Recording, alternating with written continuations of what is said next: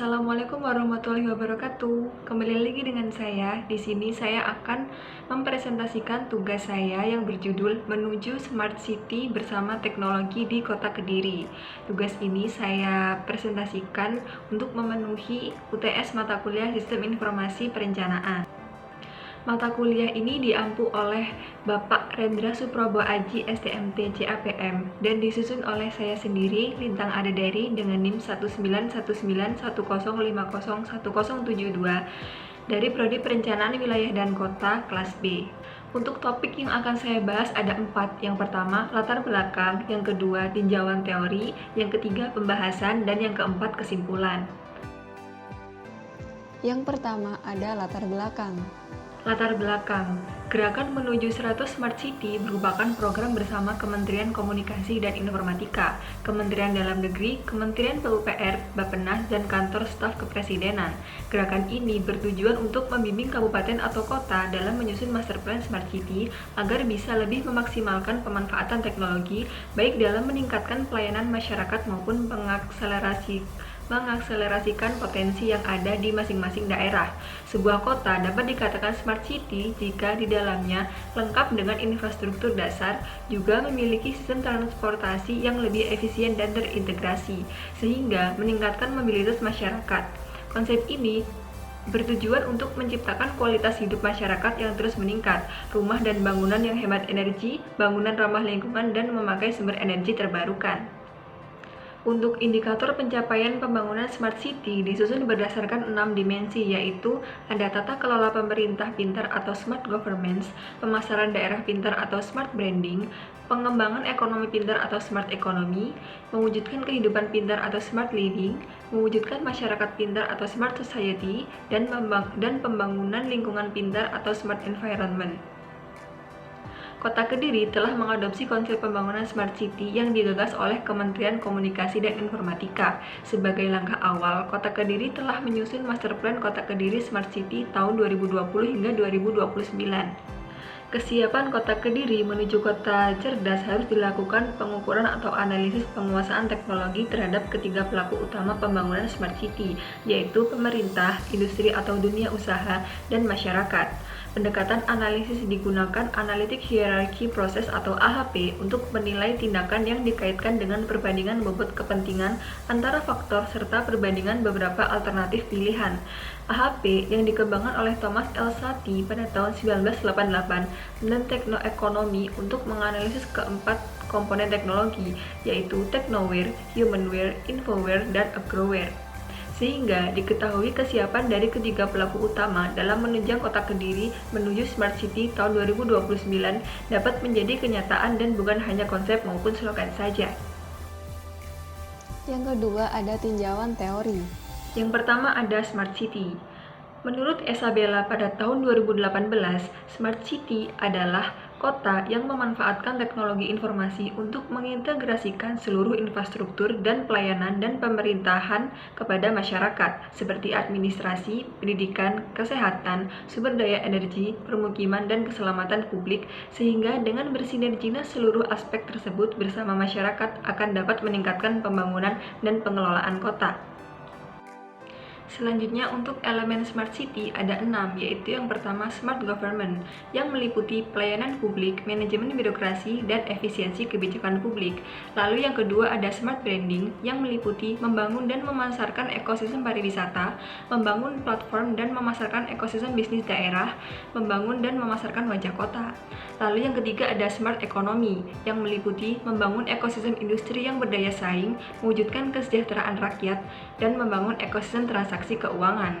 Yang keempat ada Smart Living, yang meliputi harmonisasi tata ruang wilayah, mewujudkan prasarana kesehatan, dan menjamin ketersediaan sarana transportasi. Lalu yang kelima ada Smart Society, yang meliputi mewujudkan interaksi masyarakat yang efisien, membangun ekosistem belajar yang efisien, dan mewujudkan sistem keamanan masyarakat. Untuk yang terakhir ada Smart Environment, meliputi mengembangkan program proteksi lingkungan, mengembangkan tata kelola sampah dan limbah, dan mengembangkan tata kelola energi yang bertanggung jawab. Selanjutnya ada tingkat kesiapan dan indeks kematangan daerah. Tingkat kesiapan yaitu suatu pengukuran sistematis yang mendukung penilaian kematangan atau kesiapan dari suatu kota. Terdapat beberapa elemen utama dalam kesiapan Smart City, yaitu potensi alam atau nature, struktur daerah atau structure, infrastruktur atau infrastructure, suprastruktur atau suprastructure, dan budaya atau culture. Indeks kematangan daerah pintar atau Smart Regional Maturity Index.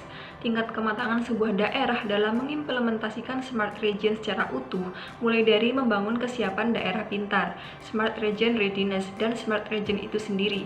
Dengan demikian, Smart Region Maturity merupakan kombinasi antara kemampuan atau capability berdasarkan readiness dan kinerja daerah berdasarkan performa Smart Region. Tingkat kematangan suatu daerah sebagai Smart Region dibagi ke dalam 4 tingkatan, yaitu Initial, Developing, Managed, dan Optimized. Inisial artinya daerah baru memulai membangun Smart Region, bisa pada posisi readiness dan performance yang sama-sama rendah atau readiness yang cukup baik yang ditandai dengan kesiapan sumber daya manusia, infrastruktur, regulasi, dan kultur masyarakat yang mendukung, namun pembangunan Smart Region masih dalam tahap pemulaan. Developing artinya suatu daerah sudah mengembangkan berbagai program pembangunan berbasis Smart Region dan memiliki dukungan Smart Region Readiness yang cukup baik. Tingkat maturity berikutnya adalah managed, yang artinya secara umum daerah tersebut telah menjalankan Smart Region dengan baik pada berbagai aspek dengan dukungan readiness yang sangat baik juga. Tahap terakhir adalah penyempurnaan pembangunan Smart Region daerah pada berbagai elemen, dimensi, dan aspek Smart City atau disebut dengan optimized. Selanjutnya ada Analytic Hierarchy Process atau AHP. AHP mendukung pengambilan keputusan melalui perbandingan berpasangan dari kriteria yang ditentukan sebelumnya. Kriteria yang diperlukan dari penting dipilih dan diatur dalam struktur hierarki yang menurun dari tujuan keseluruhan ke kriteria, subkriteria, dan alternatif dalam tingkatan yang berurutan. Selain itu, pengambilan keputusan juga didasarkan pada skala numerik untuk perbandingan berpasangan, yang digunakan untuk menunjukkan seberapa penting suatu faktor dalam hubungannya dengan yang lain, dengan mempertimbangkan kriterianya. Skala numerik AHP bervariasi dari nomor 1 hingga 9, yang mana 1 menandakan kesetaraan kepentingan antara dua aktivitas dan 9 menunjukkan bahwa satu aktivitas jauh lebih penting daripada yang lain. Ini merupakan struktur hierarki AHP. Selanjutnya ada analisis teknoekonomi. Teknoekonomi atau yang lebih dikenal dengan nama teknometrik adalah hasil penelitian yang dilakukan UNESCO melalui proyek pemetaan teknologi tahap pertama yang disimpulkan bahwa pola dan karakteristik ekonomi dan transformasi sumber daya dapat digunakan untuk melihat teknologi sebagai kombinasi dari perangkat fisik dan pengetahuan yang dibutuhkan untuk menggunakan perangkat fisik ini. Dari sudut pandang tadi, maka teknologi dapat dibagi menjadi 4 komponen, yaitu yang pertama ada fasilitas fisik atau teknowir yang meliputi teknologi yang melekat pada objek. Lalu yang kedua ada kemampuan manusia atau humanware, yaitu teknologi yang melekat pada manusia. Yang ketiga ada fakta yang didokumentasikan atau infoware, yaitu teknologi yang melekat pada dokumen. Lalu yang keempat ada kerangka kerja organisasi atau ergoware, yaitu teknologi yang melekat pada kelembagaan.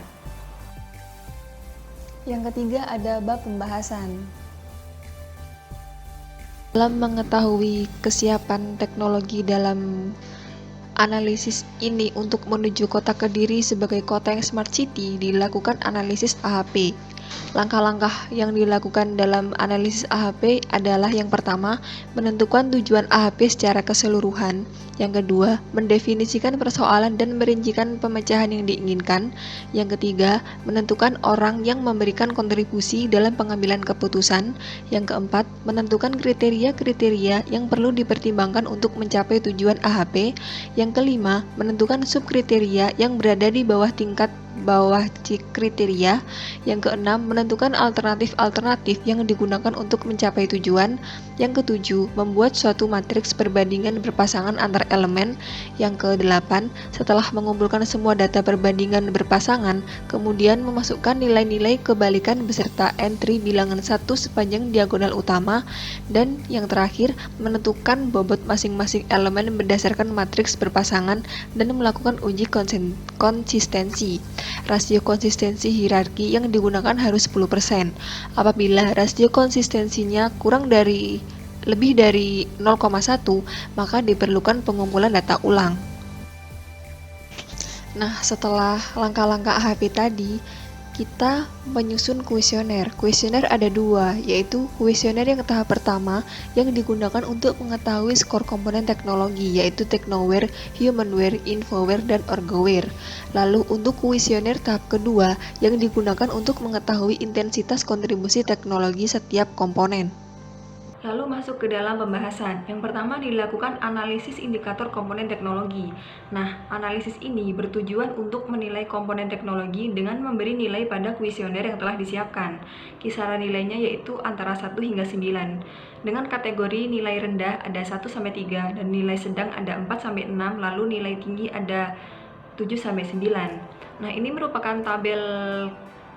Yang pertama ada matriks penilaian kriteria komponen Technoware, yang kedua ada matriks penilaian kriteria komponen Infoware, lalu ada matriks penilaian kriteria komponen Humanware, dan ada matriks penilaian komponen Orgoware.